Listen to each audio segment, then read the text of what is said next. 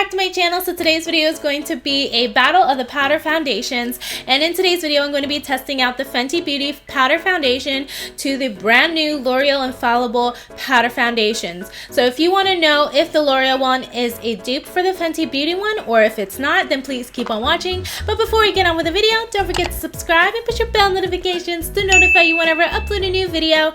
And if you want to follow me on any other social medias, I'll have that floating somewhere on the screen, as well as linked down below in the description box. So without further ado, let's get on with the video. So I'm going to be testing out the Fenty Beauty Pro Filter Soft Matte Powder Foundation, as well as the Loreal Infallible 24-Hour Fresh Wear Foundation and a powder. So I'm going to just split it down the middle of my face. So on the right side of my face, I'm going to put the Fenty Beauty powder foundation, and then on the left side of my face, I'm going to put the Infallible. I already did my brows.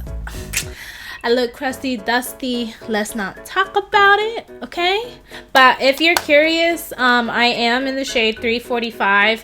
I will say that the powder foundation from Fenty, the shade inside of the pan is a lot lighter than it is on your skin. So I'm going to bring you in a little bit, up close and personal, and you can see all of my imperfections.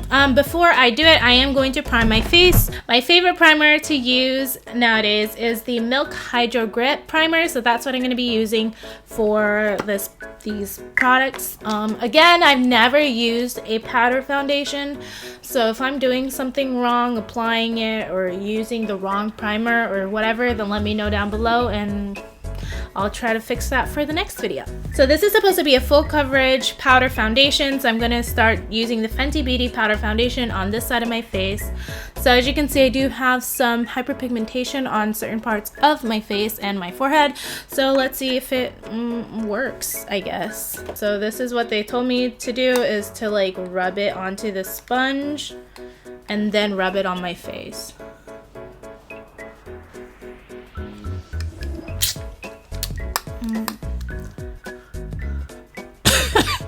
I think it's because I'm not I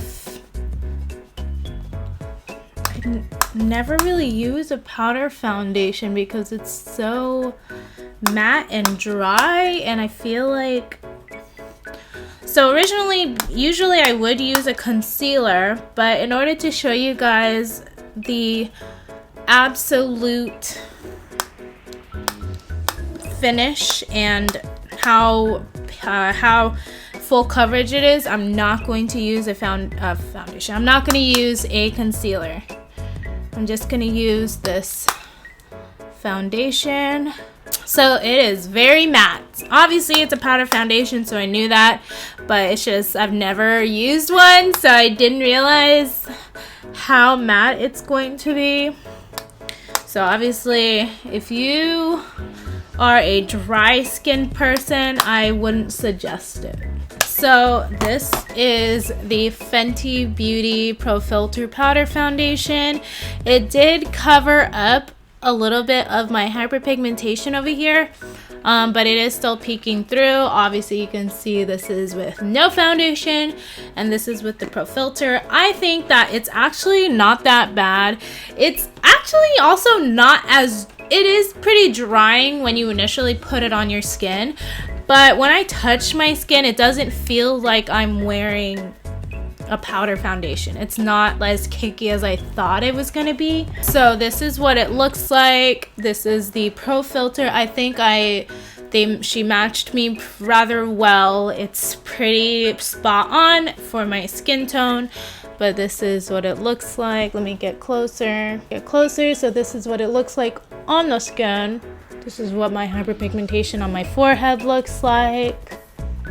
You can kind of still see the hyperpigmentation on my nose and a little bit here, obviously, but I think that it's actually pretty good. I really think that this is a really good foundation for the average person to literally put it on and go. I also think it's probably really good for people in high school or college, because it's easy and just to go out, just put it on and put some mascara and you're good to go kind of girl. But yeah, this is what it looks like. Obviously no concealer, no nothing, just the powder foundation. So now that what you've all been waiting for, let's see it in comparison to the L'Oreal Infallible Fresh Wear foundation powder. So I got here it in 2 shades because honestly they didn't really have that great of a color selection. So I got one in 330 hazelnut and 245 radiant honey. I'm gonna start with hazelnut because radiant honey is looking a little too light for me, I think. But like I said, they didn't have that many options. So this is what it looks like. This is the L'Oreal Infallible 24-hour Fresh Wear Powder Foundation. Open it up and it does kind of work the same way as the Fenty, where the sponge was in the bottom of the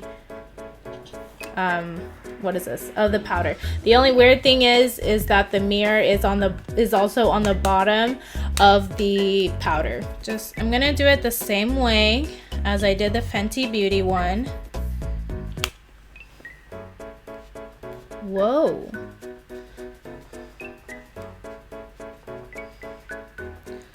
Huh.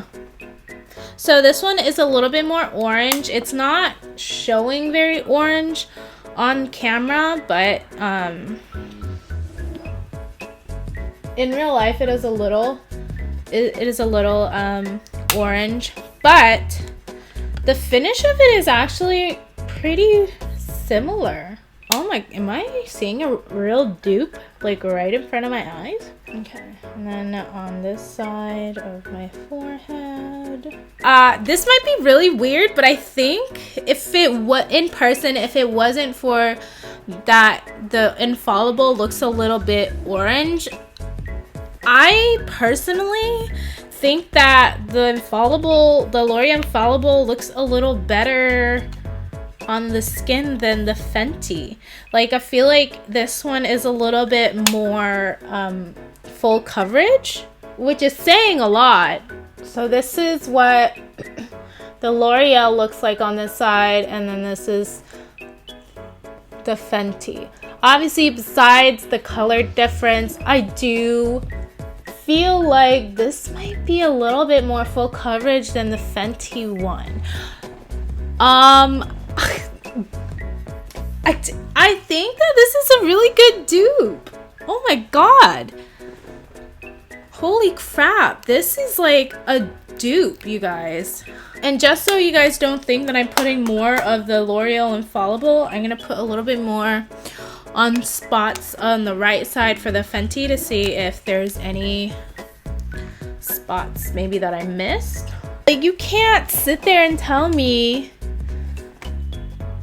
that you see a difference. I mean, obviously the only difference that I see is that this side is just the color is obviously not as perfect of a match as much as the Fenty one. But I think that the only difference that I see between the two is that the L'Oreal might be a little bit more full coverage, but again, like I said, that might be due to it being a little bit darker, because obviously if something's not your shade, you're covering it up, it looks a little bit more like you are. It makes it look more full coverage than it is. One of them isn't drier than the other one. It doesn't feel like I'm wearing anything. It literally just feels like my skin. Like, I think I might have like a light layer on my skin, but this is what it looks like. So obviously this is, again, this is the Fenty Beauty side on this right side. And this is the L'Oreal Infallible. I definitely do think that there's really not much of a difference. So I would definitely sit here and I will tell you that the L'Oreal Infallible 24-hour Fresh Wear Foundation and a powder, whoo, that was a long one, is 100% dupe to the Fenty Beauty Foundation powder. Like, it's just a legitimate dupe. So this is 36 doll hairs, okay? That's how much the Fenty Beauty Foundation powder is. L'Oreal Infallible is $11.99. and you can get it at Target. You can get it at friggin' Ulta. You can get it at any other drugstore because it's L'Oreal. I would suggest picking this up. If you've been wanting to try the Fenty Beauty foundation powder, but you're like,